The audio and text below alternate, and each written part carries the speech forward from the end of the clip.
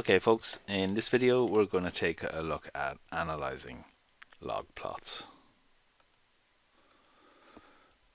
So this is an example that's done in detail in the notes, so you'll find those on Moodle with the associated graphs. Essentially we have some data. Hours is our input, count is our output. We can see the values are quite big as well, so there's quite a large range of values. That's going to make our drawn graph a little bit challenging. So draw a plot of y versus x using normal graph paper. Then do the same but using semi-log graph paper. Analyze this graph to determine the function that's creating this data. Then draw a graph of the natural log of y. We'll talk about what happens there shortly. Natural log of y versus x on normal graph paper, and again perform an analysis. So it's the same process. Draw the graph and perform the analysis. Draw the graph, perform the analysis. Just two different types of graphs will be used. We looked at these in the last lecture, log plots and lny versus x graphs. But first just take a look at the first one, just drawing y versus x, just drawing the data we're given. Large range of data to be covered. And a continually changing slope. So the fact that it's a curve, what we're going to be looking at is a curve with a continually changing slope. That makes analysis difficult. So we always prefer straight lines. So here's our data. Here's the data, and there's the graph. And as I said, trying to accommodate this range of data going from 0 up as far as 24,000 is quite challenging, because we lose any accuracy in here. You know, it's very difficult to say, well, where would 3,152 be? Quite difficult to really get any level of accuracy.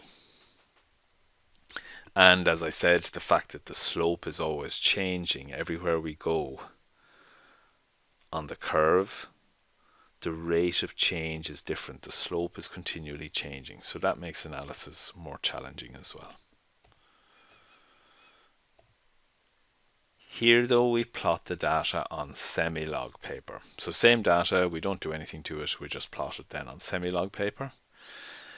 And we get a straight line. So that verifies that the data is exponential. So that verifies that y is proportional to e to the power of x of some nature.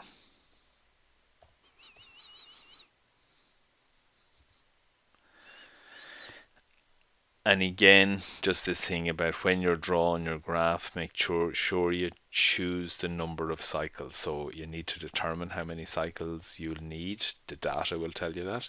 And then you're going to have to figure out, well, do I need an extra cycle in order to accommodate this y-intercept when I extrapolate my curve?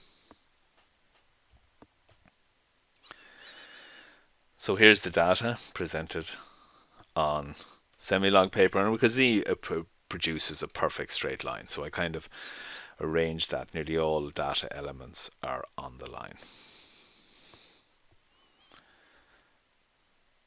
Now, so that was part B. Produce the graph, make sure you label your axes correctly. You can see I've labeled, there's my hundreds, thousands, 10,000s. You don't have to label each one, guys, just label the main powers on 10 as you go up. You don't have to label the in-between ones, because it gets very, very problematic very quickly. Now we want to do analysis on this plot.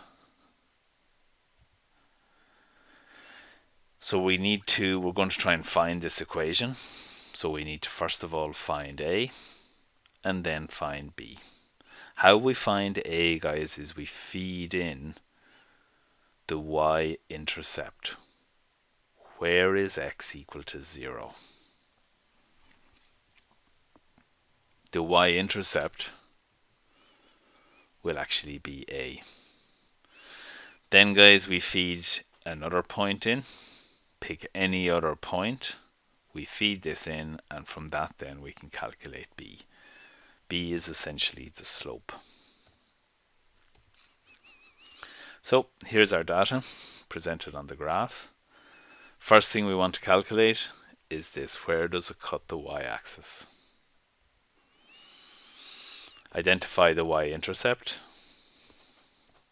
So 0, 16 is where the graph cuts the y-axis. And we feed this then into our exponential function. So x is 0 and y is 16. So we get this function. Calculate it through. Anything to the power of 0, guys, is just equal to 1. So A is equal to 16.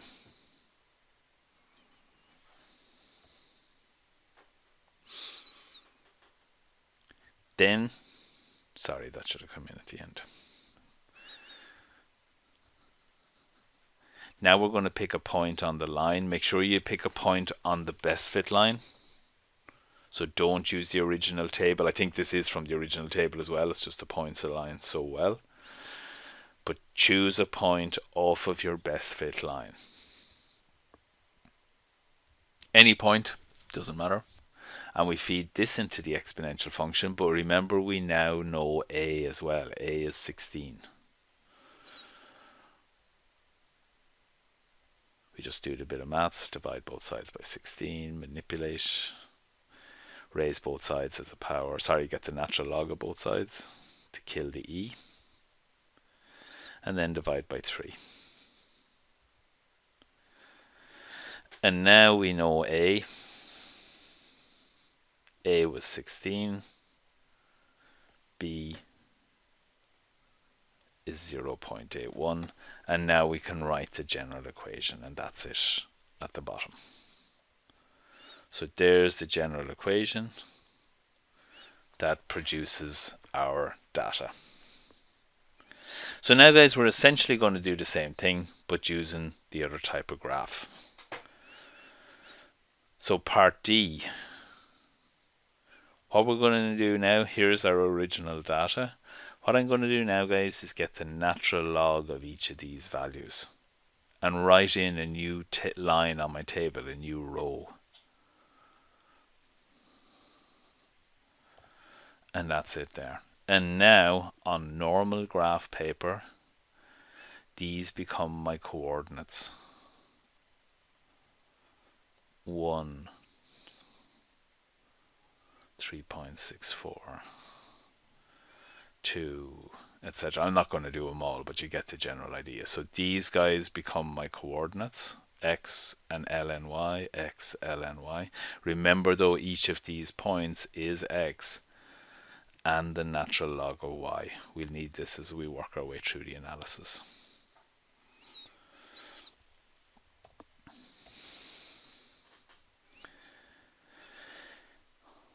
So when we plot those guys, we do get a straight line, and that verifies our exponential relationship, which we already knew from the previous graph, the semi-log plot. And now, as I said earlier in the lecture, a straight line is always easier for analysis.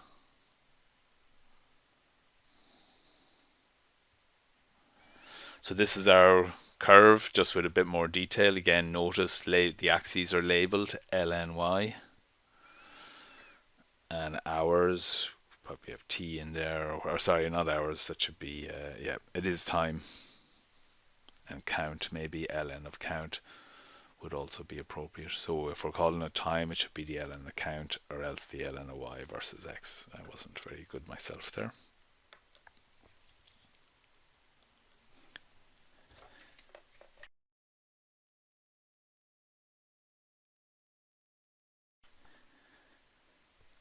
There's the data that produces the graph. And now we're just going to take a look at the analysis side.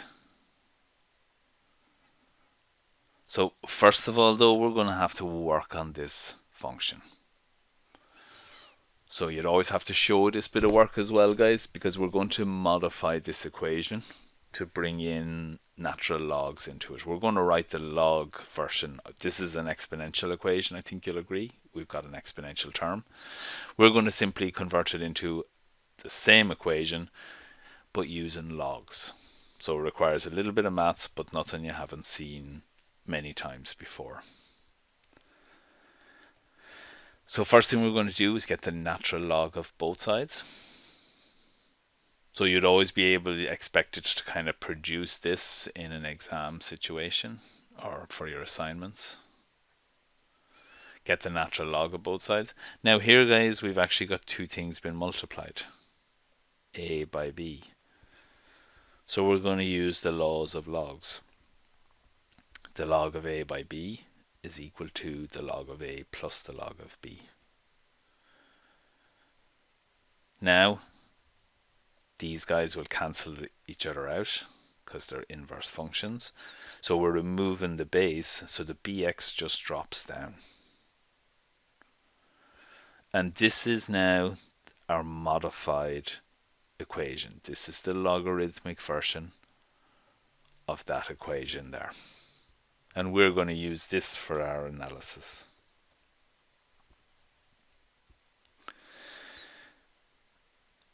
And from that then we'll be able to determine A and determine B. And the process, guys, is the exact same. Again, we'll be finding the y-intercept, feeding that in to find A, and then we'll be picking a point on the graph, feeding that in, and we'll be able to solve for B.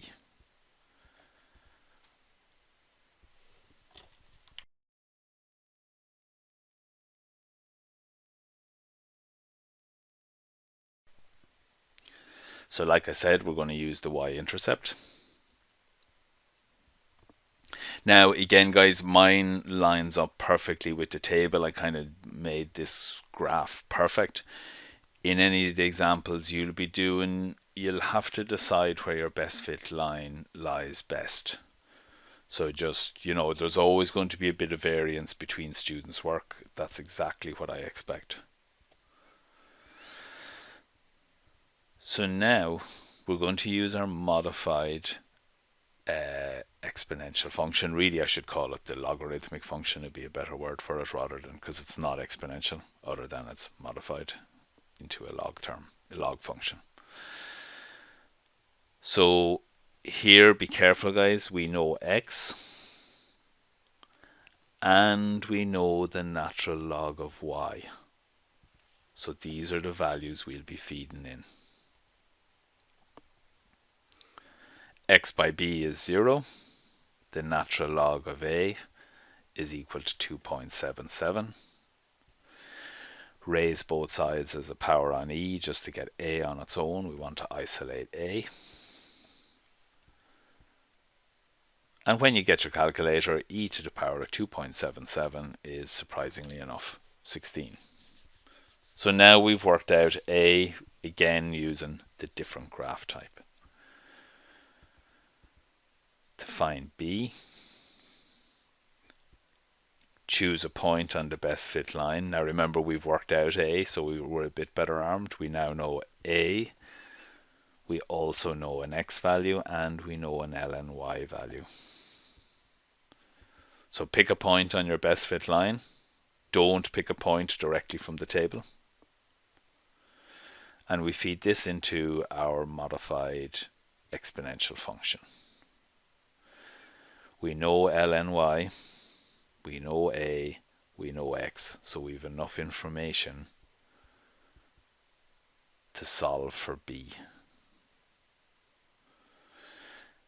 Bring this guy over first. You could work it out.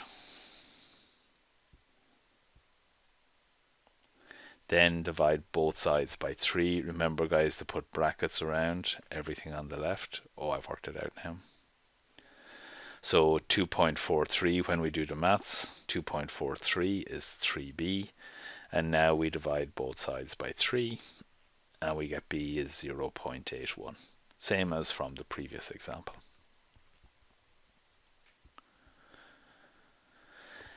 Now you could have got the slope by picking 2 points, etc. It's a good bit more work, but that method is a good bit quicker. But like any of the linear methods we've used so far would be valid there. But just be careful because you're dealing with lny's instead of y's. So the equation of our function is same as from the previous example.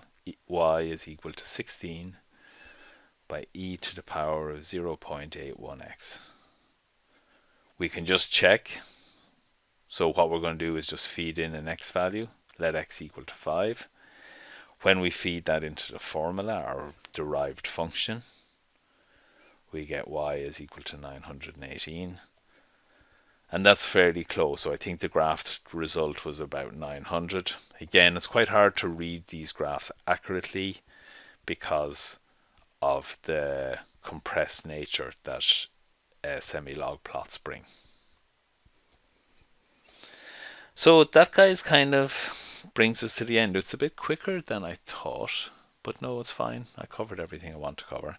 So in your journal, guys, you're going to be given 2 examples, and you'll be expected to work through both examples twice. So using the semi-log plot method, you'll need to draw a semi-log plot and then perform the analysis.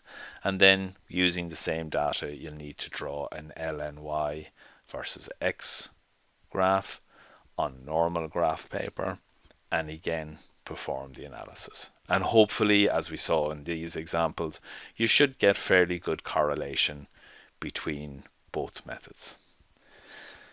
So we'll finish up there, guys. Thanks for listening, and we shall chat to you again next week. So stay safe.